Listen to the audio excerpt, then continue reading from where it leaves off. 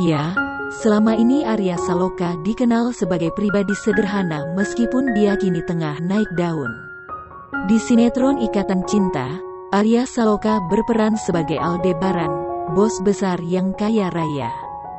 Ia rutin mengenakan setelan jas mahal dan mobil mewah. Potretnya benar-benar menggambarkan sosok konglomerat muda. Tetapi jelas itu hanyalah bentuk profesionalitasnya saja di layar kaca. Sebab di dunia nyata, Arya Saloka termasuk pribadi yang santai dan simpel.